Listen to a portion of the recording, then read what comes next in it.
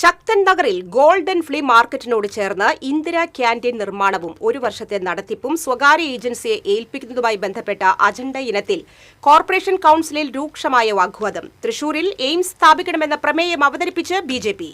വിശദമായ പദ്ധതി റിപ്പോർട്ടില്ലാതെ ഇന്ദിരാ ക്യാന്റീൻ നിർമ്മാണവും ഒരു വർഷത്തെ നടത്തിപ്പും സ്വകാര്യ ഏജൻസി സി-ഹെഡിനെ ഏൽപ്പിക്കുന്നത് കൌൺസിലിന്റെ അംഗീകാരത്തിന് അജണ്ടയായി വന്നതാണ് രൂക്ഷമായ തർക്കത്തിനിടയാക്കിയത്. അതിനെതിരെ പ്രതിപക്ഷ നേതാവ് TR ഹിരൺ, അഡ്വക്കേറ്റ് അനീസ് തുടങ്ങിയവർ ശക്തമായ പ്രതിഷേധവുമായി എഴുന്നേറ്റപ്പോൾ NDA കക്ഷി നേതാവ് രഘുനാഥ് സി മേനോനും ഒപ്പം ചേർന്നു. രൂക്ഷമായ വാദപ്രതിവാദത്തിനൊടുവിൽ അടുത്ത കൌൺസിൽ യോഗത്തിൽ വിശദമായ പദ്ധതി റിപ്പോർട്ട് സമർപ്പിക്കാമെന്ന മേയറുടെ ഉറപ്പിൽ പ്രതിപക്ഷത്തിന്റെ വിയോജനത്തോടെയാണ് അജണ്ട പാസ്സായത്. ഇത്തവണ പുലിക്കളി സംഘങ്ങൾക്ക് 3,50,000 രൂപ വീതം ധനസഹായം നൽകാൻ തീരുമാനിച്ചു. പുലിച്ചമയ പ്രശ്നങ്ങൾ അതാത് പുലിമടയിൽ വെച്ച് നടത്താൻ തീരുമാനമായി. ഇതിന് കോർപ്പറേഷൻ ധനസഹായം നൽകും. പൊതുചർച്ചയിൽ BJP കൗൺസിലർമാർ എയിംസ് തൃശൂരിൽ അനുവദിക്കണമെന്ന പ്ലക്കാർഡുകളുമായാണ് പങ്കെടുത്തത്. ഇക്കാര്യം ആവശ്യപ്പെട്ട് NDA കക്ഷി നേതാവ് രഘുനാഥ് സി മേനോൻ പ്രമേയം അവതരിപ്പിച്ചു. കാലപ്പഴക്കമേറിയ കെട്ടിടങ്ങൾ പൊളിക്കാൻ നോട്ടീസ് നൽകുന്നതിന്റെ മറവിൽ കാലപ്പഴക്കമില്ലാത്ത കെട്ടിടങ്ങളിലെ ചെറുകിട കച്ചവടക്കാർക്ക് നോട്ടീസ് നൽകിയ കാര്യം ഭരണപക്ഷ കൗൺസിലർ ബൈജു ജോർജ് അവതരിപ്പിച്ചത് ബഹളത്തിനിടയാക്കി.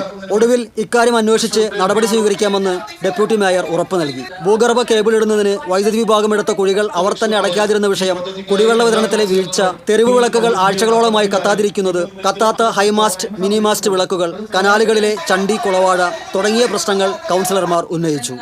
TCV തൃശൂർ.